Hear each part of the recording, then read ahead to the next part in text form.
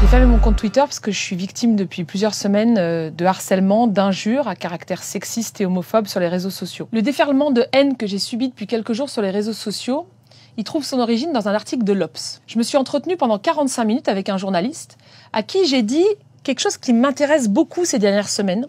C'est qu'en fait, notre société est en train de prendre conscience de manière massive et avec un peu de douleur que des centaines de milliers de femmes ont été victimes de violences dans notre pays. On estime en France qu'une femme sur deux a déjà subi des violences sexuelles. C'est un fait massif qui nous concerne toutes et tous.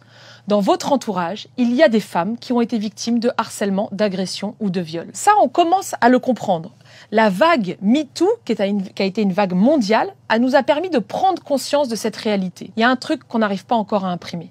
C'est que si une femme sur deux dans notre entourage a été victime de violences sexuelles, c'est sans doute que des hommes dans notre entourage ont été des agresseurs sexuels. Est-ce que c'est un homme sur deux? Est-ce que c'est un homme sur trois? Je n'en sais rien. Nous n'avons pas de statistiques pour le dire.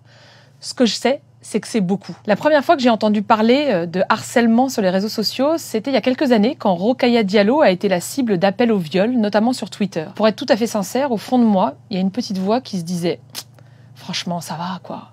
Franchement, c'est les réseaux sociaux, c'est pas si grave, c'est que des mots. » J'avais tendance à minimiser ces violences. Et puis, il y a 2 ans, quand moi-même j'ai été la cible de menaces de mort, de menaces de viol, d'appels au meurtre sur les réseaux sociaux, j'ai compris à quel point ces violences pouvaient détruire, pouvaient abîmer. Les messages répétés qui atteignent à votre dignité, qui atteignent à votre être, à votre identité, c'est des messages qui vont atteindre votre estime de vous. En fait, vous allez tourner en boucle sur ces violences, vous allez passer votre temps à checker vos notifications en regardant chaque jour, chaque minute qui passe, des messages de haine à votre encontre. Ce qui est aussi très douloureux, c'est d'avoir conscience que vos amis, vos proches, vos parents, vos collègues voient ces messages de haine sur les réseaux sociaux et assistent un peu impuissants à un déferlement à votre encontre sur Twitter ou sur Facebook. Ce que je trouve assez intéressant, c'est que dans ces violences, en fait, ces violences qu'on trouve sur les réseaux sociaux, qui sont donc des violences numériques, on pourrait se dire que c'est que des mots, que c'est que des messages.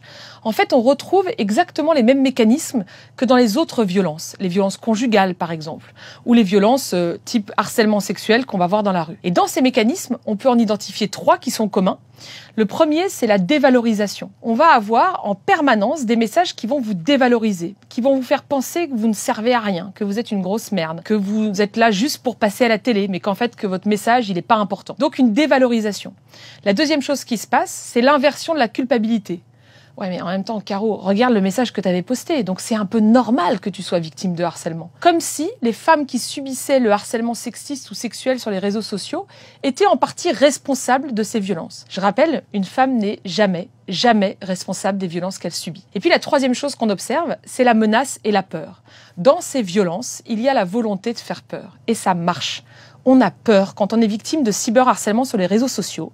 On a peur d'ouvrir son compte Twitter et on a même peur à un moment de marcher dans la rue parce qu'on se dit si quelqu'un me reconnaît et fait dans la vraie vie ce qui se passe sur les réseaux sociaux, ça va être horrible. Souvent dans les réunions féministes auxquelles je participe, il y a des militantes qui me disent mais Caroline, comment on peut faire pour dire les choses sans passer pour agressive? Et je leur réponds en général, vous aurez beau dire les choses avec le plus grand des sourires, avec la voix la plus douce possible, à partir du moment où vous vous définissez comme féministe, vous allez déranger. Et vous savez quoi? C'est une bonne nouvelle. Parce que le projet de société que vous portez est un projet tellement révolutionnaire, qui va tellement transformer nos sociétés de fond en comble, qu'il ne peut que déranger votre entourage. C'est pas grave.